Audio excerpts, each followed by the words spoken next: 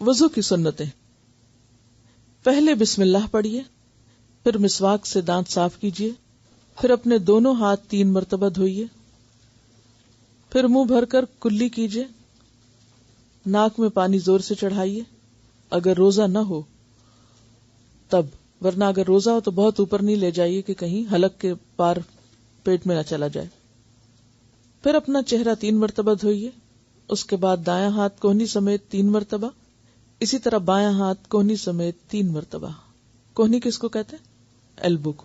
پھر سر اور کانوں کا مسح کیجیے، مسح کے بعد اپنا دایاں پاؤں ٹخنے سمیت 3 مرتبہ، ٹخنا یعنی اینکل گیلا ہونا چاہیے انکلوڈنگ اینکل، اور اسی طرح بایاں پاؤں ٹخنے سمیت 3 مرتبہ دھوئیے۔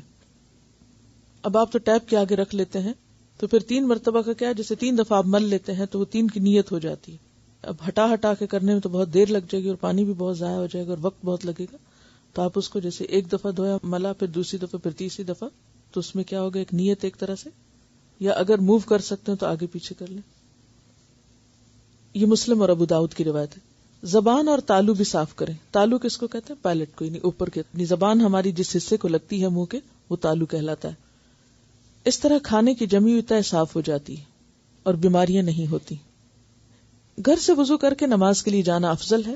رسول اکرم صلی اللہ علیہ وسلم وضو کے وقت ہاتھ اور پاؤں کی انگلیوں میں خلال کرتے تھے۔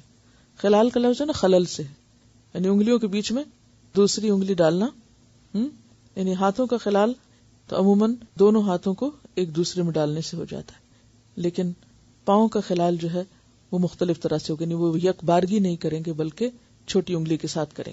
ایک ہاتھ کی انگلیاں دوسرے ہاتھ کی انگلیوں میں ڈال کر خلال کریں، اور پاؤں کی انگلیوں میں خلال الٹے ہاتھ کی چھنگلی یعنی سب سے چھوٹی انگلی کے ساتھ کریں۔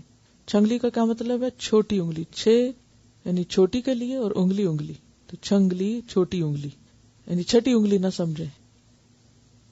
یہ دونوں عمل وضو کا حصہ ہیں تاکہ انگلیوں کا کوئی درمیانی حصہ بھی خشک نہ رہے، کیونکہ آپ کو معلوم ہے کہ اگر وضو کے فرائض یعنی جن حصوں کا دھونا فرض ہے، اگر اس میں سے ایک بال کے برابر بھی جگہ خشک رہ جائے تو وضو نہیں ہوتا، اور خصوصاً اگر ایڑیاں خشک رہ جائیں تو اس کے لیے تو بہت سخت وعید بھی ہے۔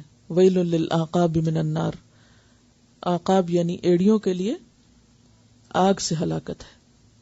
وضو سے پہلے بسم اللہ ضرور پڑھیے، اور اتنا ہی کافی بسم اللہ کہنا۔ آپ صلی اللہ علیہ وسلم نے فرمایا، ہر وہ کام جس کے شروع میں بسم اللہ نہ پڑھی جائے وہ بے برکت ہوتا ہے۔ ایک اور روایت میں آتا ہے، اس شخص کا وضو نہیں جو شروع میں بسم اللہ نہیں کہتا، یعنی اتنی تاکید ہے۔ ابو داؤد اور دارمی کی روایت ہے، اس شخص کی نماز نہیں جس کا وضو نہیں۔ رسول کریم صلی اللہ علیہ وسلم جب وضو کرتے تو پانی کا ایک چلو لیتے اور اس کو اپنے حلق کے نیچے داخل کرتے، اس سے داڑھی کا خلال کرتے۔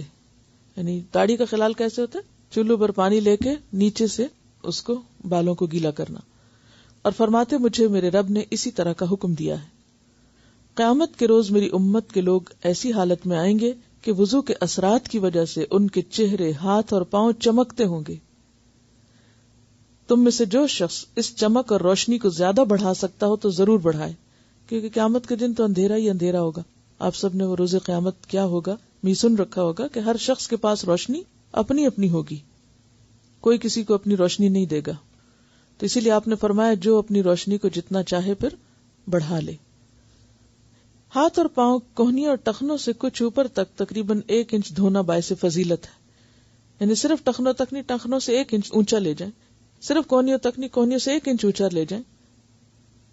کوشش کریں کہ ہر نماز کے لیے تازہ وضو کریں اور ہر وقت باوضو رہیں، لیکن ہر وقت باوضو رہنا فرض نہیں، پسندیدہ ہے۔ جو شخص مکمل وضو کر کے مندرجہ ذیل کلمہ شہادت پڑھے تو اس کے بعد اس کے لیے جنت کے 8 دروازے کھول دیے جاتے ہیں کہ جس سے چاہے داخل ہو جائے۔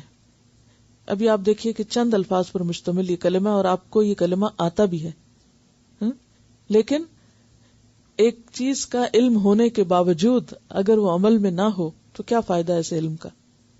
تو کرنا کیا آپ کو؟ اس کی عادت ڈالنا ہے۔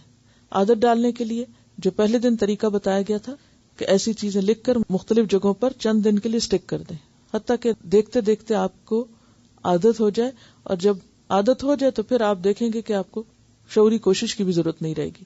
کلمہ کیا ہے؟ اشہد ان لا الہ الا اللہ وحدہ لا شریک لہ واشہد ان محمدا عبدہ ورسولہ، میں گواہی دیتا ہوں کہ اللہ تعالیٰ کے سوا کوئی معبود نہیں، وہ اکیلا ہے، اس کا کوئی شریک نہیں۔ میں گواہی دیتا ہوں کہ محمد صلی اللہ علیہ وسلم اللہ تعالیٰ کے بندے اور اس کے رسول ہیں۔